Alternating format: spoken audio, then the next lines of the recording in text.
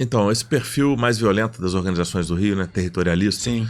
isso é muito mais difícil para a polícia. Porque quando você chega numa área que eles estão dominando, é certeza de que eles vão abrir Sim. fogo contra uma viatura, contra um veículo blindado. Não pensam muito, não usam assim a inteligência para saber, olha, será que é interessante confrontar a polícia? Não, eles vão sempre para a violência, uma violência extrema, com armas de guerra, fuzis automáticos, né, com explosivos. Então, assim, é um desafio essa parte operacional, porque a gente tem que estar sempre focando no planejamento para aumentar ao máximo a segurança do policial e conseguir sempre cumprir nossa missão. A gente sempre consegue cumprir. Não tem um local no Rio de Janeiro que a CORE não consiga chegar, ser eficiente e cumprir o seu objetivo.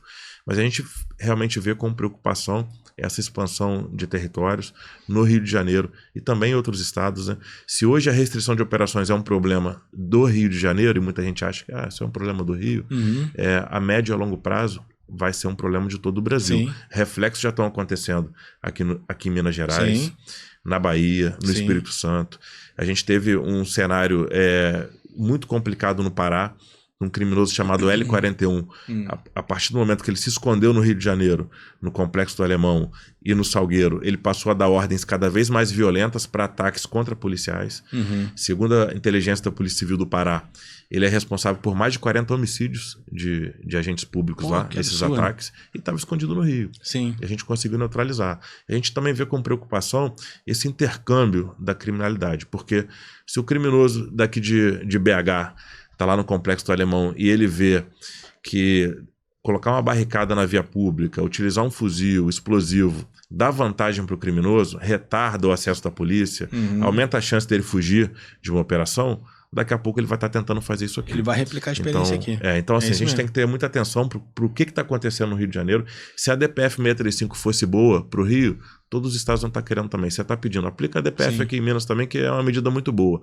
Então acho que já ficou claro que não é. Teve um relatório muito importante do CNJ, ouvindo Polícia Civil, Polícia Militar e Ministério Público recentemente, que mostrou uma expansão, um aumento de 24% do Comando Vermelho, por exemplo. É uma multiplicação de guerras por território, as dificuldades que a gente vem enfrentando. Então acho que é um momento de atenção para essas organizações criminosas extremamente violentas. A gente precisa de um apoio de outras instituições para combatê-las.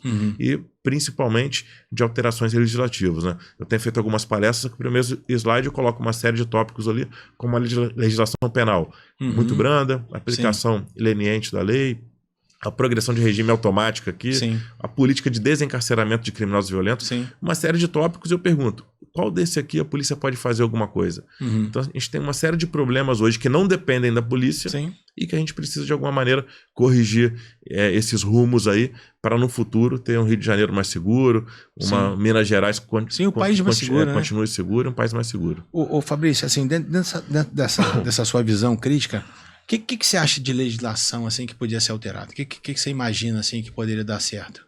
Quando a gente vê um comparativo do homicídio qualificado, por exemplo, aqui no Brasil, quando um criminoso é condenado por homicídio qualificado, a gente percebe que com 6 a 7 anos ele vai conseguir estar em liberdade, estar fora da cadeia. A gente compara com outras nações, normalmente esse indivíduo seria condenado a uma prisão perpétua, em alguns países a pena de morte. Então quando a gente pega alguns crimes violentos, né, que impactam muito a sociedade, destroem famílias, a gente percebe que há um tratamento muito brando na legislação penal. O Rio de Janeiro hoje, que sofre com a guerra por facções, quando um traficante é preso com um fuzil, uma mochila com vários carregadores, ele tem sido condenado apenas por associação para o tráfico de drogas com a causa de aumento de pena da arma. Ele não tem respondido por porte ilegal de arma de fogo. Que absurdo isso. Não tem respondido pelo tráfico de drogas, porque não estava com drogas. Não tem respondido por tentativa de homicídio, porque às vezes não tem elementos ali daquela guerra. Então, como a pena da associação para o tráfico é 3 a 10 anos, ele tem um aumento de pena, ele é condenado a 3 anos e 6 meses. Quanto tempo que esse cara volta? Vai para o regime aberto, inclusive. Então, chega alguns casos aí que a gente teve uma operação na Vila Cruzeiro, Core e Boap lá, 7 fuzis apreendidos, 7 neutralizados, tinham 135 passagens pela polícia somadas. Então, assim, a gente precisa de um endurecimento da legislação. O criminoso violento, ele tem que ficar muito tempo afastado do convívio social. acabar com essas ideias erradas aí de que o crime é oriundo da pobreza, desigualdade social. Esse discurso aí é ridículo. Falta de oportunidade. Isso é uma covardia que se faz com a população pobre, extremamente honesta que existe no nosso país. Né? Exatamente. Uma maioria da população extremamente pobre, trabalhadora, sai de madrugada de casa ainda para trabalhar. Não tem coragem de ficar com uma coisa que vai encontrar no chão, se encontrar uma carteira vai devolver. Isso aí. A gente tem uma população aqui, na sua imensa maioria, composta por pessoas trabalhadoras e honestas. Sim. A gente tem uma demagogia dizendo que o criminoso é vítima da sociedade. Então o crime é opção e aquele indivíduo que faz a opção pelo crime violento, ele tem que ser punido exemplarmente. Sim. E sabe o que eu acho, Fabrício? Assim, a gente tem, né, não é querer só criticar o Supremo, as Cortes Superiores, não é isso. Mas eu acho que as interpretações, principalmente do Supremo, nos últimos anos, têm sido as mais absurdas possíveis. Eu vou te dar um exemplo, como você falou da prisão em si. Quando surgiu a Lei 8.072, em 90, a Lei de Crimes Hediondos, ela surgiu porque era uma determinação constitucional, porque a Constituição determinava que se criasse a Lei 8.072, prevendo os crimes hediondos e afins. Quando surgiu a lei disse que os crimes nela previstos seriam cumpridos, as penas seriam integralmente em regime fechado. Pô, show de bola. O raciocínio é tão simples, Fabrício. Eu tenho uma lei que ela prevê infrações tão graves, que ela chama aquelas infrações de hediondas, para se destacar das outras que não são tão graves assim. Então aquelas é um rol. Eleição política, o legislador escolheu, certo ou errado, foi uma eleição que ele fez, dizendo que aquelas infrações ali, elas são muito graves, por isso elas são chamadas de hediondas. E as outras que recebem outra qualificação. Bacana. Aí vem o Supremo, nesse afã libertário, o que ele faz? Na minha opinião, interpretando completamente de forma equivocada, ele diz que a Lei 8.072, ao prever o cumprimento das penas em regime integralmente fechado, ofendeu o princípio da individualização da pena. Na verdade, o princípio da individualização da pena, que é um princípio constitucional, fala justamente o contrário. Ela diz o seguinte, que a própria lei, ela vai determinar essa individualização. Então, se eu tenho uma infração grave e outra menos grave, é óbvio que aquela infração mais grave tem que ter um tratamento diferenciado. E foi exatamente isso que a Lei 8.072 fez. Mas vem o Supremo e, mais uma vez, ele destrói com esse afã libertário do Supremo e acaba destruindo uma lei que para a gente seria importantíssima. Então, assim, isso que você falou do sujeito ser preso, isso é uma realidade. A gente tem regime, por exemplo, o regime fechado, semiaberto, aberto. Eu te pergunto, existe casa de albergado no Rio? Não existe, né? Não existe em quase lugar nenhum. Aqui a gente tem uma aqui em Belo Horizonte que, né, mal funciona. O regime semiaberto, você não existe mais aquela coisa de colônia agrícola, estabelecida. Isso acabou. O que, na verdade, a gente tem que ter é o seguinte, a gente tem que ter uma pena, prisão, e uma espécie, vamos dizer assim, de progressão, depois de um determinado tempo cumprido, o camarada ser solto com monitoramento eletrônico de verdade. Porque a monitoração que a gente faz é um faz de conta. Porque você vê os camaradas praticando crime, com tornozeleira, com uma série de coisas.